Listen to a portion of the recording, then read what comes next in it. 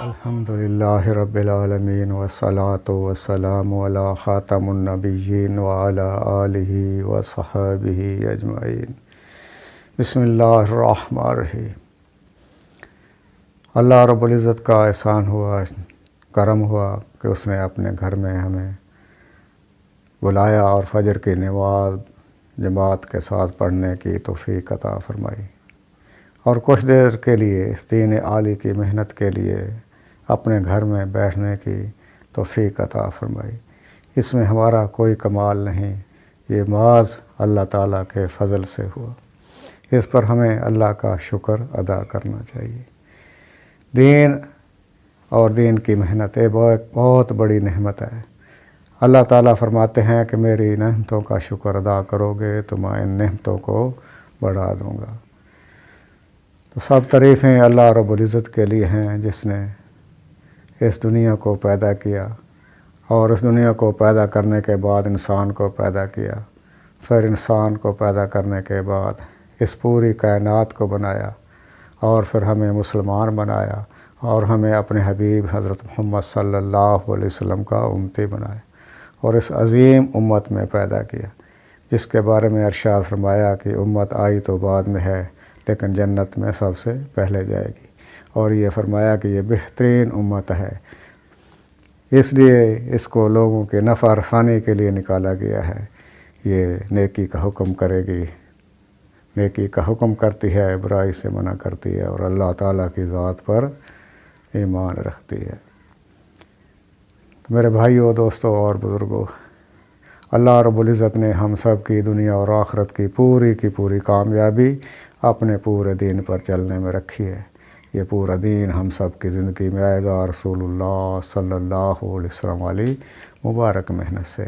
یہ محنت کرنا ہم سب کی ذمہ داری ہے، ہماری ضرورت ہے۔ کامیابی دین میں ہے، اور دین سے ہٹ کر کامیاب کوئی نہ ہوا ہے نہ ہو سکتا ہے۔ اس محنت میں بنیادی محنت ہے کلمہ طیبہ، لا الہ الا اللہ محمد الرسول اللہ۔ اللہ کے سوا کوئی عبادت کے لائق نہیں، محمد صلی اللہ علیہ وسلم اللہ کے رسول ہیں۔ اس کا مفہوم اور مقصد یہ ہے کہ اللہ تعالیٰ کی ذات سے سب کچھ ہونے کا یقین، اور اللہ رب العزت کے حکم اور امر کے بغیر مخلوق سے کچھ نہ ہونے کا یقین ہمارے دلوں میں آ جائے، اور رسول اللہ صلی اللہ علیہ وسلم کے مبارک سنت طریقوں پر چل کر دنیا اور آخرت میں کامیابی کا یقین، اور آپ صلی اللہ علیہ وسلم کے سنت طریقوں سے ہٹ کر دنیا اور آخرت میں ناکامی کا یقین ہمارے دلوں میں آ جائے۔ لا الہ الا اللہ محمد الرسول اللہ، یہ بنیاد دین ہے، یہ مبارک کلمہ ہے، اس کی بڑی فضیلتیں ہیں اور بہت بلند مقام رکھتا ہے۔ فرمایا جو اس کلمے کو دن میں یا رات میں خلوص نیت کے ساتھ صرف ایک دفعہ پڑھتا ہے تو اللہ رب العزت اس کے گناہوں کو معاف فرما دیتے ہیں۔ پھر اسی کلمے کو کوئی اگر روزانہ 100 دفعہ پڑھے، کل قیامت والے دن جب اٹھے گا اس کا چہرہ ایسے چمکے گا جیسے 14ویں رات کا چاند چمکتا ہے۔ فرمایا یہ کلمہ کسی گناہ کو نہیں چھوڑتا، اور نہ اس سے کوئی عمل بڑھ سکتا ہے۔ حضرت موسیٰ علیہ السلام نے اللہ رب العزت سے عرض کی، یا اللہ مجھے کوئی ایسا ورد بتائیں جس سے میں آپ کو یاد کیا کروں۔ اللہ رب العزت نے فرمایا، موسیٰ پڑھا کرو لا الہ الا اللہ۔ حضرت موسیٰ نے عرض کی، یا اللہ یہ تو ساری دنیا پڑھتی ہے، میں تیرا نبی ہوں، میرے لیے کوئی خاص ورد بتائیے۔ اللہ رب العزت نے فرمایا کہ اگر 7 آسمانوں کو 7 زمینوں کو ایک پلڑے میں رکھیں اور اس کلمے کو دوسرے پلڑے میں رکھیں تو یہ کلمہ بھاری ہو جائے گا۔ بھائی کلمہ پڑھنے کے بعد پہلا حکم نماز کا ہے۔ نماز دین کا ستون ہے، مومن کی معراج ہے، شیطان کا منہ کالا کرتی ہے، اور اس میں نبی کریم صلی اللہ علیہ وسلم کی آنکھوں کی ٹھنڈک ہے۔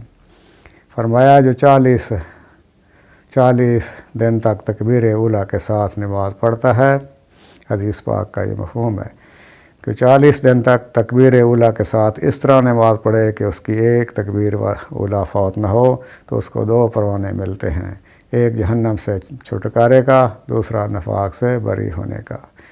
اور نبی کریم صلی اللہ علیہ وسلم کا ارشاد ہے جس کا مفہوم یہ ہے کہ کہ اللہ رب العرشاد فرماتے ہیں کہ میرا جو بندہ 5 وقت کی نماز اپنے وقت پر پڑھنے کا اہتمام کرے میں اس کو اپنی ذمہ داری پر جنت میں داخل کروں گا، اور جو ایسا نہ کرے اس پر میری کوئی ذمہ داری نہیں ہے، چاہے اس کو عذاب دوں اور چاہے اس کو معاف کر دوں۔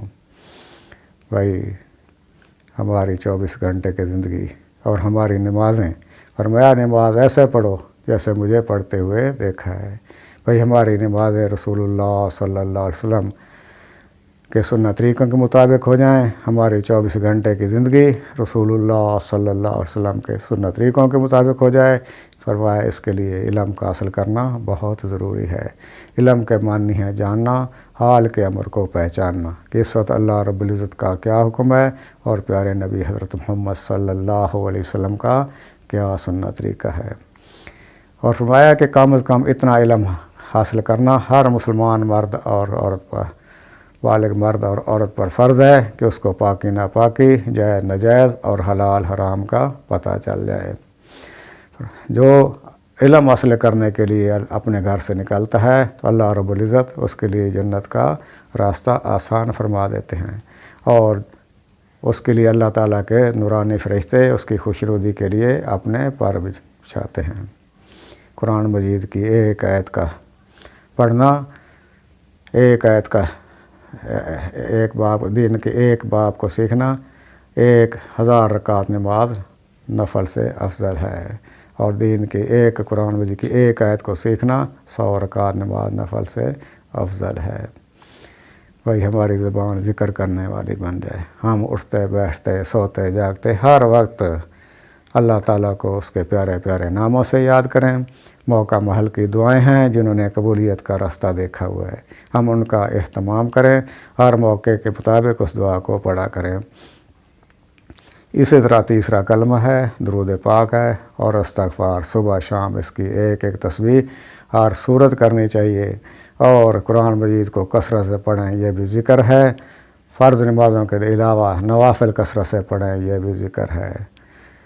اور فرمایا ذکر کرنے والوں کی مثال زندہ کی سی ہے، اور ذکر نہ کرنے والوں کی مثال مردہ کی سی ہے۔ جنت کے 8 دروازے ہیں، جن میں سے ایک دروازہ خاص ذاکرین کے لیے ہے، وہ اس میں آہستہ آہستہ داخل ہو جائیں گے۔ بھائی ہم بڑوں کا احترام کریں، چھوٹوں پہ شفقت کریں، علماء کرام کی قدر کریں۔ فرمایا جو بڑوں کا احترام نہ کرے، چھوٹوں پہ شفقت نہ کرے، علماء کرام کی قدر نہ کرے، وہ ہم میں سے نہیں ہے۔ اگر کوئی بندہ اپنے ایک بیمار مسلمان بھائی کی عیادت کے لیے صبح کو جاتا ہے تو صبح سے لے کر شام تک 1000 فرشتہ 70,000 فرشتے اس کی مغفرت کی دعا کرتے ہیں، اور کوئی اگر شام کو جاتا ہے تو شام سے لے کر صبح تک 70,000 فرشتے اس کی مغفرت کی دعا کرتے ہیں۔ بھائی ہمسائے کے ساتھ اچھے سلوک کے ساتھ پیش آنا، اللہ رب النبی کریم صلی اللہ علیہ وسلم کا ارشاد ہے، جس کا مفہوم یہ ہے کہ اللہ کی قسم وہ مومن نہیں، اللہ کی قسم وہ مومن نہیں، اللہ کی قسم وہ مومن نہیں۔ عرض کیا گیا یا رسول اللہ صلی اللہ علیہ وسلم کون مومن نہیں؟ ارشاد فرمایا جس سے ہمسایہ خوش نہیں۔ بھائی ماں باپ کے ساتھ حسن سلوک کے ساتھ پیش آنا، ماں کے قدموں میں جنت ہے، اور باپ کی خوشنودی میں اللہ کی خوشنودی ہے۔ اور عام مسلمانوں کا اکرام کریں، کسی کا دل آزاری نہ کریں۔ فرمایا مسلمان وہ ہے، ایمان والا وہ ہے جس کی ہاتھ اور زبان سے کوئی دوسرے مسلمان کو تکلیف نہ ہو۔ بھائی ہم جو بھی نیک عمل کریں خالص اللہ تعالیٰ کی رضا کے لیے، اس میں دکھلاوا نہ ہو، کسی قسم کا دکھلاوا نہیں ہونا چاہیے، ورنہ کیا وہ عمل ضائع ہو جائے گا اور اس کا وبال ہی اوپر پڑے گا۔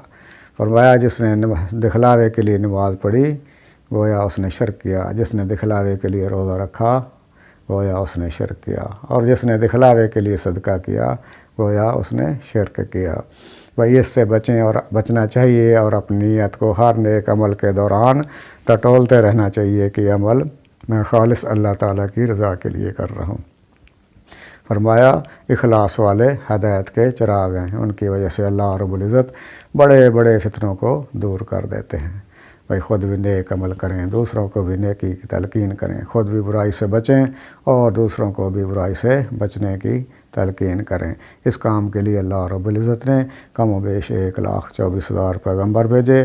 وہ دنیا میں آئے، انہوں نے لوگوں کے دلوں پر محنت کی، انہوں نے مخلوق کا تعلق خالق کے ساتھ جوڑا اور محنت کرتے رہے۔ یہ سلسلہ چلتے چلتے نبی کریم صلی اللہ علیہ وسلم تک پہنچا۔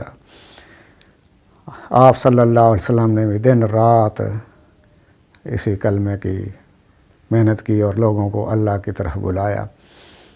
اور یہ اس کے بعد صحابہ کو نے یہ کام کیا ہے، پھر اس کے بعد تابعین نے کیا ہے، تابعین نے کیا ہے، اولیاء کرام نے کیا ہے، اور یہ اب ہماری ذمہ داری ہے کہ اس کام کو کرنا ہے، اور اسی میں ہمارے لیے کامیابی ہے۔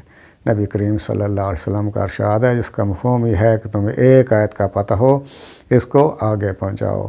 اللہ رب العزت ارشاد فرماتے ہیں کہ اس سے کس کی بات اچھی ہو سکتی ہے جو لوگوں کو اللہ کی طرف بلائے اور یہ کہے کہ میں عام مسلمانوں میں سے ہوں۔ اور فرمایا کہہ دیجئے یہ ہے میرا راستہ، بلاتا ہوں اللہ کی طرف حکمت اور بصیرت کے ساتھ، میرا بھی یہی راستہ ہے اور میرے اتباع کرنے والوں کا بھی یہی راستہ ہے۔ اور فرمایا تم بہترین امت ہو، اس لیے تم بہترین امت ہو، نیکی کا حکم کرتے ہو، برائی سے منع کرتے ہو، اور ایک اللہ تعالیٰ کی ذات پر یقین رکھتے ہو۔ نبی کریم صلی اللہ علیہ وسلم نے دعا دی ہے جس کا مفہوم یہ ہے کہ خوش خرم رہے، شاداب رہے میرا وہ امتی جو میری بات کو سنے، اس کو محفوظ کرے اور من و ان آگے پہنچائے۔ بھائی اس کام کو سیکھنے کے لیے 4 مہینے ہیں، 4 مہینے لگا کر اس کام کو سیکھنا ہے، پھر عمر بھر کے لیے اس کو کرنا ہے۔ سالانہ ہر سال بعد 40 دن لگانے ہیں اور ہر مہینے میں 3 دن لگانے ہیں۔ آئی گئی جماعتوں کی نصرت کرنی ہے، شب جمعہ کا قیام ہے، اور مسجد کو 2.5 گھنٹے کم از کم 2.5 گھنٹے دے کر مسجد کو آباد کرنا ہے۔